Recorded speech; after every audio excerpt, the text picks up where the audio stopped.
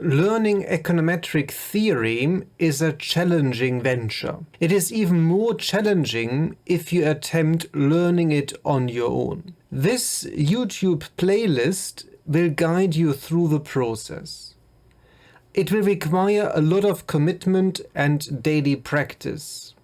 Will you join the 100-day challenge? Disclaimer, it will take me much more time than 100 days to record all of these videos. So if you start right now, you have to be a little patient for the next video to be published. Let's get into it. Ordinary least squares, OLS in short, seems to be the natural starting point to dive into econometric theory. By exploring the theory behind this very common method, we begin to understand how the assumptions work. Throughout this playlist, mathematical concepts will be introduced when required. Seeing the problem first motivates you to study the mathematical tools needed to find a solution. Moreover, we will use Python to implement and test our theoretical work. The linear regression model expresses a dependent variable, yi, as a linear combination of k independent variables. So we can write the regression equation as follows: yi, which is the dependent variable, alpha, which is the constant term, plus beta 1, which is the first slope or regression coefficient, xi2, up to beta k, xik, plus epsilon I. Epsilon is the error term.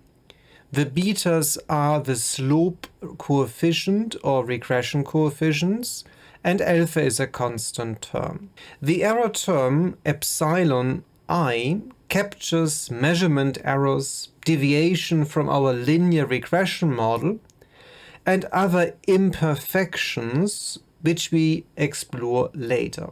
Our sample contains n observations. Each observation I, starting at 1, going all the way up to n, refers to a tuple of values.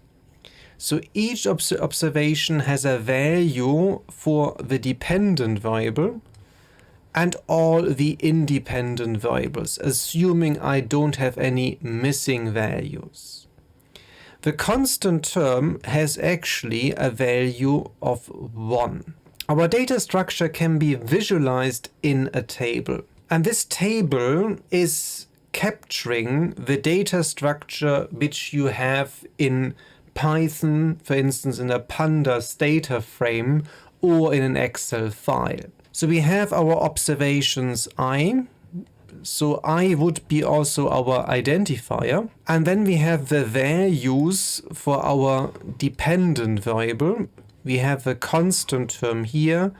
And then we have all these independent variables, starting with the first one and going up to number k. So that is in principle the structure of our data set. So there's a link between our data structure and the equations we will use, and that's important to realize. So for me, this is always helpful to understand the theory because that helps me to understand data structures. And again, it affects the way I code. Each row is an observation and each column refers to one of the variables of the model. Note again that the all-one column refers to the constant term. The constant term alpha captures the value of a dependent variable, yi, if all other independent variables are equal to 0. The slope coefficients, beta 1 to beta k, measure the partial impact of each independent variable on the value of the dependent variable. From equation 1, the first assumption is obvious. We assume a linear relationship. Initially, this might sound very restrictive. However, linear relationships are often a good approximation, assuming that we observe very small changes of variables. These small changes are also sometimes called marginal changes. So linear models are very common as an approximation of a more complex relationship. Now it's important to understand matrix notation. That's the first stumbling block in econometric theory in my view. However, once you understand how it works, you can easily move into coding because the matrix notation matches the way you code the problem. It's important to note that this equation 1 holds for all the observations I. So you can view this as a system of n equations. Now, of course, writing n equations is quite difficult to say the least, so we try to capture this in a more condensed manner. For that purpose, we introduce matrix notation. So first, we introduce column vectors, which are written in bold lowercase letters. On my whiteboard, I have to underline the letters. So looking at the dependent variable, I can write the following. So that's the column vector y refers to y1, y2, and all the way down to yn. So that's a column vector. I have n rows and 1 column. So that's the dimension of my column vector. Next, we introduce the data matrix X, which refers to our data structure shown in the table above. A matrix is written in bold uppercase letters, or I underline the letter on my whiteboard. I start with the all1 vector, and then I have my first independent variable, which focuses on the first row, so the first observation, and then I go all the way up, when I go back to the equation, to k independent variables. So it's I and then k. So here we have 1, 1, x, 1, 2, and we go up to x1k. Then we move to the second observation, and then we move to observation number n, so the final observation of our sample. So it's n1, n2, up to nk. And as you can see in this structure, we have n rows, which refers to the number of observations, and we have k plus 1 columns.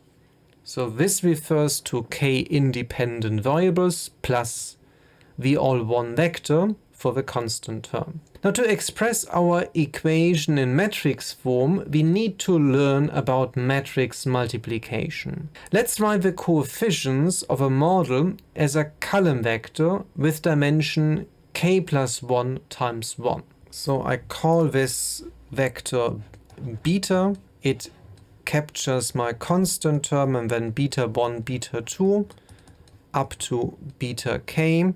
So we have k plus 1 rows and 1 column. So that's my column vector.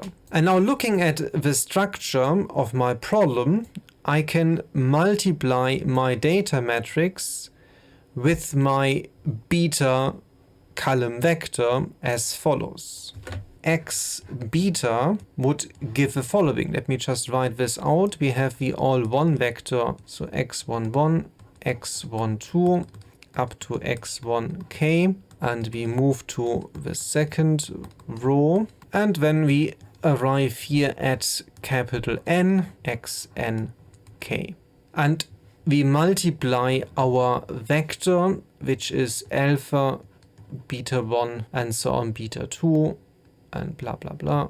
We continue here to beta k. The first thing we always have to check is, do dimensions match? So we know the data matrix has n rows and 1 plus k columns, and my coefficient vector has 1 plus k rows and 1 column. So these dimensions here, they match, and the resulting vector will have dimension n times 1. And the multiplication runs as follows. We take the first element of the first row times the first element of the first column, so 1 times alpha, and then plus the second element here, x11 times beta 1 plus x12 times beta 2, and so on. So that's the structure, and we continue with all the different elements, and we end up with a vector which is n times 1, which will exactly provide my regression equation. So now in summary, we can write our system of equations, which we have written up here, in a more compact manner. Y vector, x vector, beta vector plus epsilon vector. And this is a lot easier to work with compared to having a system of n equations written as separate equations. So that's all for the first day of your challenge. I see you on the next day.